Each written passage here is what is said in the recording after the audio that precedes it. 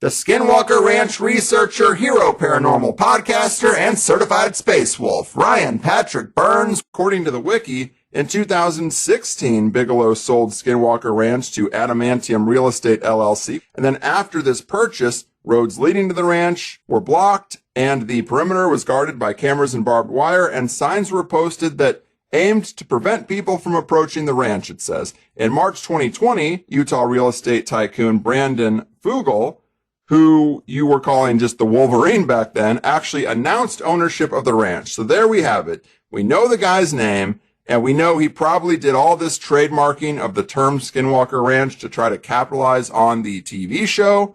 Well, bring us up to speed. How have things changed since from living next door that we wouldn't get anywhere else? Yeah, a ton has changed, as you said, since 2019. July of 2019, I purchased sort of a base camp known as Space Wolf Research LLC. It's adjacent there to the south border. And it's interesting because since then, obviously, a lot has come forward that is no longer guarded or considered things that should be kept in the shadows, so we can speak more openly about it, such as the owner's name, who I called the Wolverine, that is Brandon, and the paranormal reputation of the area located there in Uintah County. It's popularly dubbed the most scientifically studied hotspot in the world. And a lot of the folklore surrounding the area for decades comes from NIDS, the National Institute of Discovery Science, who was under Robert Bigelow's control and whose members did a ton of research there, a lot of which, believe it or not, was occult. And by that, I mean the use of Ouija boards and other occult practices, because they were getting data. They were getting data. So for somebody like me, this really stirs the pot. And we have strange goings on, such as cattle mutilations that have been part of the folklore in the surrounding area for decades. What is interesting is whatever Bigelow did find out, he gave not one iota to the new owner, and he made that very clear in the documentation that zero data would be transferred. And this is kind of a mark of Bigelow's, the type of business he does. He's very, very serious about his research. And I believe the ranch was just a tool with which he was able to gather whatever research data he needed for his next conquest, which it seems like he's taken on a quite larger thing now with BICS, B-I-C-S, which is basically a study for consciousness, Bigelow Institute for Consciousness Studies. And BICS is asking the deepest, darkest, hardest questions humanity has. Why are we here? Is there life after death? And what is really going on in the greater scheme of things? So it's very consciousness based. And since my purchase of Space Wolf Research, that base camp on the south boundary, I started sort of meeting interesting people, as is usually the case with these things. I met a very interesting person who has desired to remain unnamed, and I met him through a mutual friend, Jeremy Corbell. And this gentleman is from back east, and he was also interested in investigating and studying sort of this consciousness aspect, and doing so through technological means. As many know, there are technologies that lend themselves to consciousness studies, such as the God helmet, which is basically a helmet that was designed by Dr. Persinger, if you've come across that, and it was originally designed to help stroke victims and the like. However, there's a strange connection in Persinger's career, how this led up to this photobiomodulation helmet type technology. And the strange thing is, when you put this technology on, a great deal of the people who wear the quote unquote God helmet have spiritual experiences. So it really asks the question, what is going on? Is this all in our heads? And this gentleman, I ended up selling him 14 acres of the property, and he has also delved into Angelamp type studies after purchasing the property. And that is an interesting technology as well. The Angelamp is basically a technology that can also be used for consciousness studies and is said to mimic the effects of DMT, yet in a technological form, something you can switch on and off without the long drawn out, not to mention biological repercussions. And he sets up a tent on the premises and fires up these technologies, this Angelamp technology, which interestingly is said to have been invented or created by a Catholic priest who claims he channeled all the information on how to create it. Didn't have the background really to do it, so that's very interesting. But yeah, the property, it's been just an array of strange activity on my side of the fence, as well as my close friends, who is basically doing his thing on the other side. We still have a very open door policy with one another, and he's gathered a lot of information as well. And since July of 2019, when I originally purchased the property, I've added some acreage to it since, heading towards the east, which is actually pretty exciting. That happened this year. And we've had some pretty unbelievable, unexplainable events take place. Hell yeah. Give us an example of like one of those events. Okay. The most mind-blowing, a cabin and a 40-foot RV that I placed on the property was vaporized during the day by quite literally a bolt of energy. So something akin to a lightning bolt. And by vaporized, I mean, the only things left were literally molten metal, glass on the ground, nothing left of this 40-foot massive RV. And I had a exploration team out just the weekend before, Kreider exploration. And then I was supposed to be out there actually when this thing hit, but I got backed up. And thank goodness I wasn't there. What about contact with whatever this is? I'm still unsure if it's a portal place where multiple types of intelligences seem to bleed in, or if there's one big entity. I talked to Greg Little after the release of his last book that he wrote with Andrew Collins, and Andrew Collins says he thinks that it is a blanket of consciousness that kind of covers the whole area as if it's one big etheric entity. One aspect that this is a blanket of consciousness or intelligence. However, I think that it merges in a way that is difficult to explain, much like the Bible speaks of the gods as the Elohim, yet the Elohim are also what make up the Godhead. So it is sort of one and the same. And I find that it gets super tricky because you have all of these negative and positive, malevolent and benevolent activities that can take place in the area. And there is a trickster mentality to a lot of the malevolent, but there's also something, I like to call it friends when I go to the area. I gathered that from someone else, that term. And when I asked, why do you call them friends? He said, well, it's better than calling them enemies. And I think that's very true. You have to go in with an open mind, set boundaries, be very protected, no matter what religion is. So it's quite precognitive and it kind of sees you coming a mile away. But it does appear that this intelligence of sorts has not only a sense of humor, is quite literally, it almost appears and seems as if the very ground itself is alive or has a consciousness to it. As soon as dark hits and you get that magic time from dusk to night, it exponentially just energizes the area. And it's something that you can physically feel. Very similar things are happening in the deserts of the Middle East, and entities with similar capabilities, doing similar things and having similar approaches are being witnessed in, again, the deserts. And it's strange that the desert comes up so often because in many occult ancient texts, when someone wants to gain answers from a magical perspective, they are told to go to the desert, and this is where you will find the great teacher, for example, many other names and anecdotal terminology. But basically, it's reported through a lot of ancient texts that the deserts have this intelligence. And the standard scientific approach just has a really hard time wrapping its head around that. Mm-hmm. Yeah, it sounds like some I am that which is called I am kind of thing. Like, it's just a consciousness, a spirit that's like, what do you mean, what am I? I am what I am. I'm right here. I'm communicating with you. Like, I don't really have a word for it. You know, whatever you're looking for, I don't have that answer. You're going to learn about me from the interactions. And I guess that's what we had to go on. And I wanted to ask you about this guy, Chris Marks, someone you interviewed that you recommended that I interview as well, but I just haven't gotten to it. Apparently, he worked for Bigelow Advanced Aerospace Studies, is a military policeman with active clearances, and was a security guard for Skinwalker Ranch. What did you learn from him? Through a series of conversations, and there's another Chris involved, which was also a quote-unquote guard for Bigelow, and his name was Chris Bartell. Interestingly, these are the guys that I was literally, running from years ago, and these are the guys that were posted up outside of my house in black Suburbans when I was being quote unquote monitored. And what's fun about talking to them now is that we can laugh about it. They're like, yeah, we were asked to park outside your house and keep an eye on you.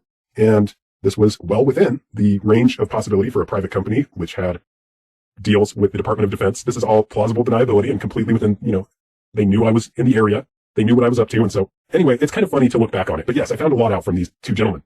And the stories detailed and the claims that have been made by both of them are 100% true, in my opinion. One particular story that comes to mind is a quote unquote shapeshifter at the property on the ridge, which spooked one of them because he felt as if he was being watched. He turned and looked up and he saw a person, just a Native American walking along the ridge, kind of shadowing him. And when he engaged with this individual and called out to him, but this individual would appear to be a Native American man, average build, bent over as if folded in half. So kind of like touching your toes. And then quite quickly became a wolf right in front of his eyes. And obviously this made him a believer. Other events that took place were these three wolves that would kind of pack up. And there have been some instances that have happened that I'll get into, but a lot of times these things will roam in threes. And I say these things with these wolf-like shape-shifting entities. And they engaged with one of these down by a waterway and unloaded on it, but by no means killed it. The bullets seemed to have no effect, which is quite often the case and goes along with a lot of the folklore you hear, which is unbelievable. And these are guys that don't lie. These are guys that, in my opinion, were just doing a job. They're just collecting a paycheck, making car payments, making mortgage payments, and they're not really wanting any trouble. But the thing that stood out to me the most was the way they were engaging with the trickster, the types of games and playful back and forth, and the occult means by which they were doing so. So they had a custom Ouija board made specifically for the property. And these two gentlemen said that when they would touch the Ouija board together, that it would almost outpower them. Like they couldn't stop this thing from telling them things at times, even if they wanted to. And these are two big, beefy guys. So in an attempt to contact the entity and kind of go out on a limb, they realized the whole tree was literally shaking. The power was so real, they couldn't deny it. And the occult ways that they contacted it, I think says a lot about the area, and it may say a lot about what possibly might be there. Yeah, and you also mentioned to me that he was originally from Germany, and Robert Bigelow had him translate German submarine messages, accounting for an anomalous expedition to Antarctica looking into odd things.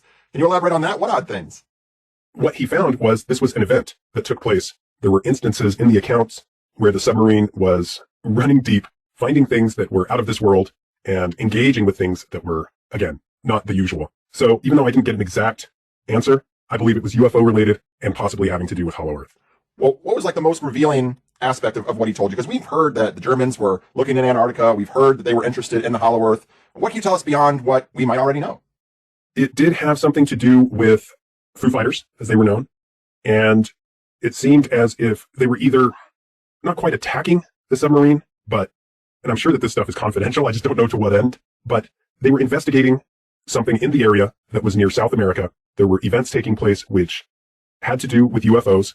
And apparently the information gathered was very important to Robert Bigelow, so much in fact that he had him translate this entire paperwork that came with the submarine. So it was very detailed, very much quite the process to go through it all. A lot of detail in the story. But where it was leading was that there was some sort of interaction, as we sometimes in this country believe there is interaction of sorts between governments or collusion between governments and UFOs, that conspiracy that governments and these others are working together. And this stuff's always kind of held in these black vaults, cover-ups, controversies. And it's difficult to know how much of it is accurate and how much isn't. There are similarities between witchcraft used for healing and cursing in Central America, mostly Costa Rica, where you were born, and the skinwalkers of the Utah Basin. And this is the direction a lot of people are going. The trail seems to be much less sci-fi and much more metaphysical, esoteric, and occult. But for people who aren't familiar with Central American witchcraft for healing and cursing, what are the specific similarities that you see? Yeah, there are, for example, for lack of a better word, things found on the landscape.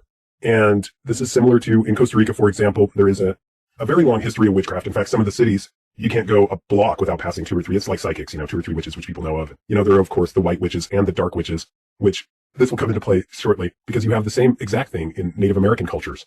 And what I find is, at times you'll visit the property and come across gifts, is what I like to call them, but things that... Offerings, yes. Great. Yes. Offerings that should not be there and seem to be created just for you. And other times you will have things taken. You will literally have an object, a personal object of yours taken. I recently I hate buying new electronics. I had bought the new iPhone. I went up to the property and the thing disappears. And to not go too off topic, I start trying to ping the device with my other Apple products, and it's pinging in completely different counties each time I do it. bouncing around, and then we hear it literally at the bottom of a backpack in the vehicle. Now, this is impossible because we had the phone with us the entire evening. We hadn't gone into the vehicle. It was morning, and we were in the cabin, and I had the phone right next to me. So obviously impossible and paranormal, but the fact that it was pinging in different counties made me wonder, is this actually dimensional? Like it didn't know where to put it? But we did find the phone eventually in the car at the bottom of the backpack where it couldn't have been. But it will take things from you, and if you're not able to ping these devices, you'll probably never find them. An interesting story with this particular phone is I should have learned my lesson, but that morning I decided to go out and take some pictures by this little waterway we call Cryptid Creek. And I was walking, and I felt as if something just grabbed or pushed the phone out of my hand. It went in the water. Obviously, done deal. The water was high and moving very quickly. The phone was gone.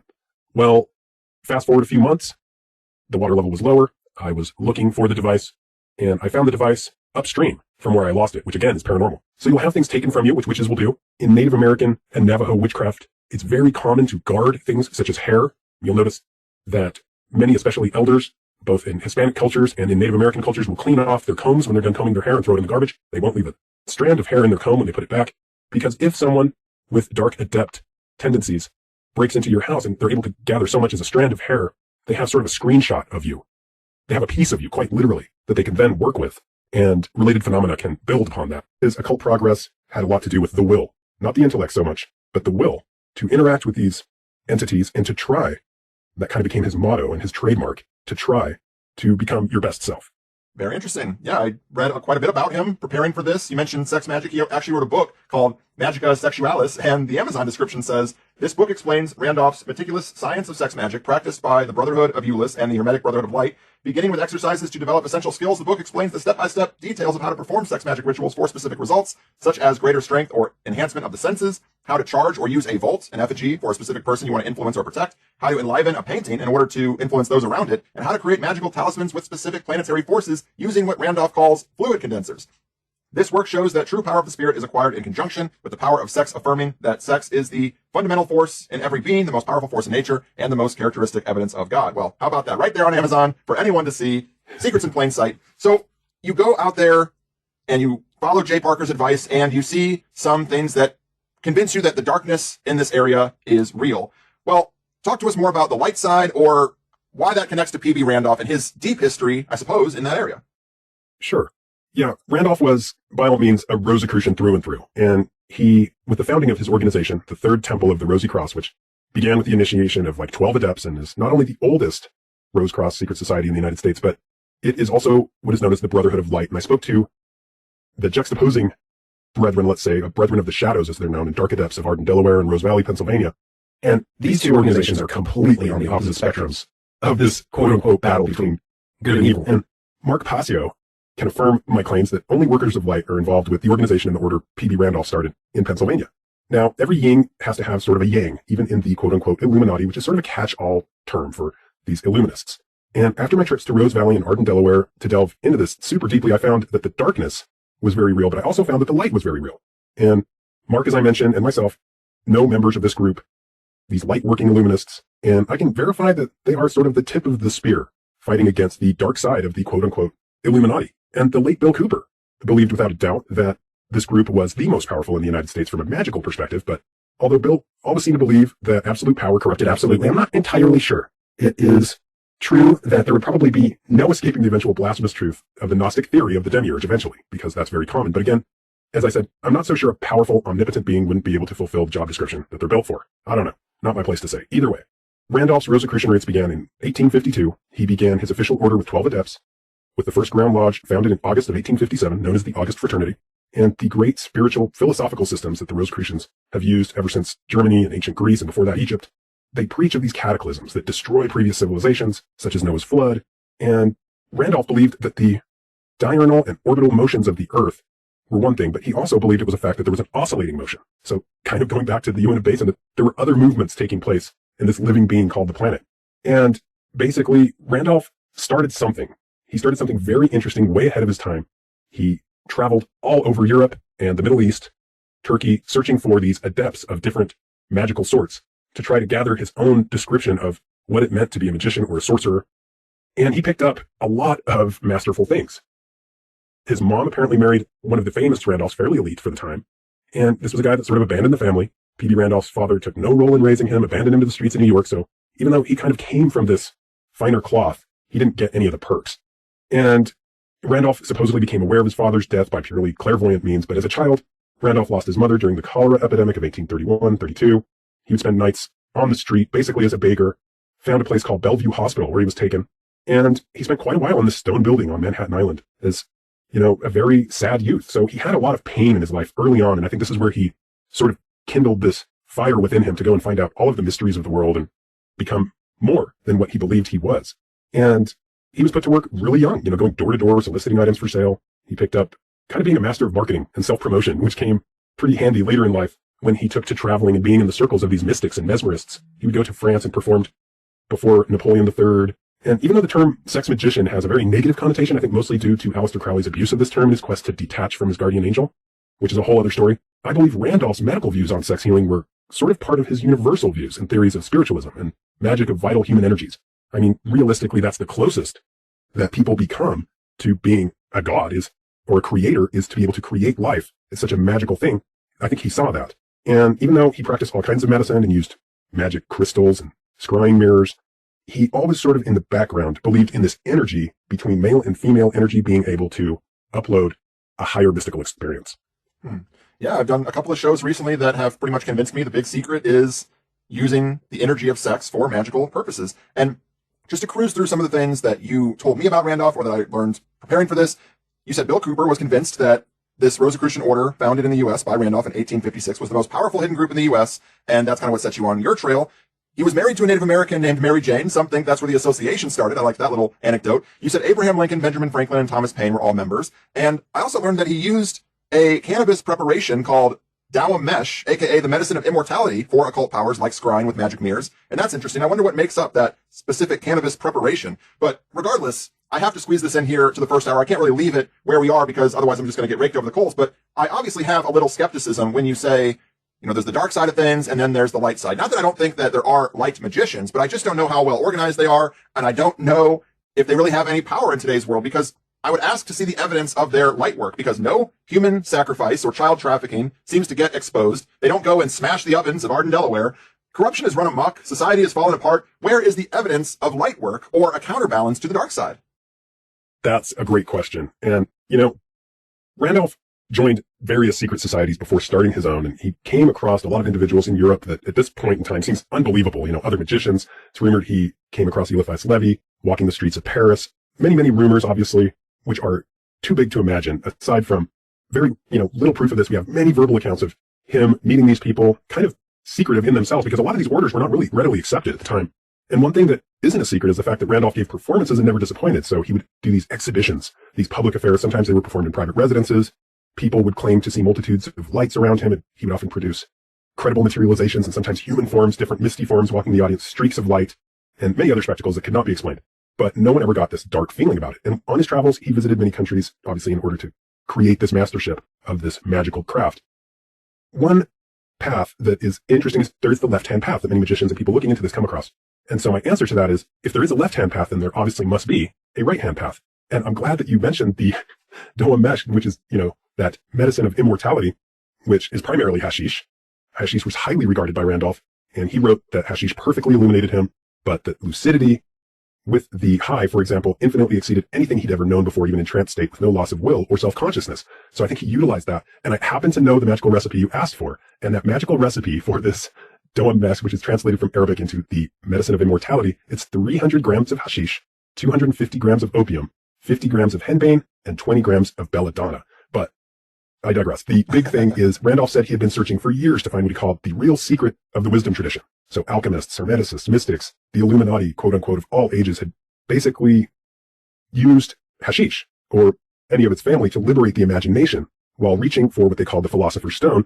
And Randolph was enthusiastic and believed this was part of the tree of life and was a proponent of hashish use and the largest importer, not only before the Civil War, but I think in that book you quoted, Magia Sexualis, which was written with Maria Naglowska, he gives this formula and this recipe for this ointment that you mentioned to produce visions, to use with magic scrying mirrors. And he believed that this was sort of the key to unlock consciousness and put it in a realm where it could more easily connect.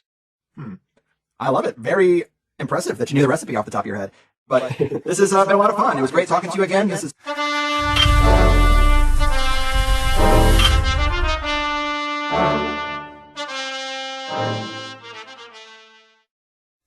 Okay, all procrastination aside, let me share something with you. This is something that was shared with me. This video's 5 years old, and here's the channel down here, Kuri Mio, Ahau. And he has this video titled, Moses in America. Oh, I hope I'm recording. I hope the sound is okay, that everyone that needs me is satisfied.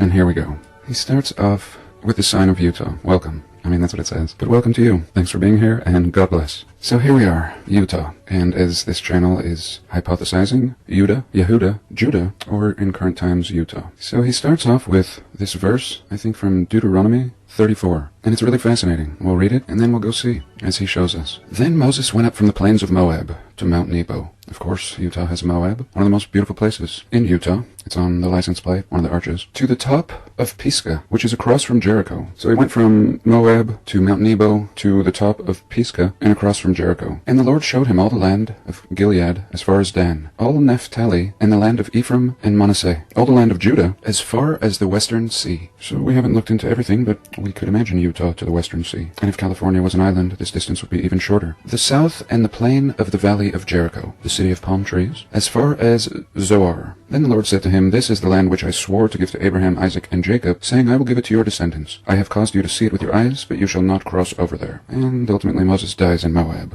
Really interesting. I just made a video on mysterious bones found in Moab that were just swept under the rug. Maybe that would happen. But I digress. So here he's showing us Wiki's version of the tribe of Judah. According to the Hebrew Bible, the tribe of Judah was one of the 12 tribes of Israel. So one of 12. The tribes scattered, of course. He points out here that there was no J, so Judah, already sounding more like Utah, or Yuda. We have many Ute Indians. In fact, I live on the Ute Res, one of them. So the first thing he does is take us to the plains of Moab. And today it's Moab, a nice little touristy town. I love Moab. It's a little busy now. It seems to have gotten popular. But again, the whole place looks like the remains of a biblical city, mega city, that was just completely cooked and ravaged. But not the point of this video today. Here again, we see the plains of Moab. Very interesting. Over here to the right, Castle Valley. To the north, Arches National Park. To the east, the beautiful LaSalle Mountains. Just gorgeous. Forest and 13,000-foot peaks. Just a perfect area. Best of all worlds. And next this passage says he went up to Mount Nebo. So he now takes us to Mount Nebo. And he's just reaching. I mean, he just punches in this stuff after reading it in the biblical passages, not knowing if there's going to even be a Mount Nebo. And sure enough, there is. Down here by Provo. And Provo just south of Salt Lake City. An hour in a car. And here, really, Moab to Mount Nebo is going to be like 5 hours. Oh, here, they tell us. I'm not sure. And is Moses walking? Or does he have some other means? Maybe a magic carpet. And we can't dismiss anything with Moses. After all, he's talking to burning bushes, parting seas, turning rods into serpents, or vice versa.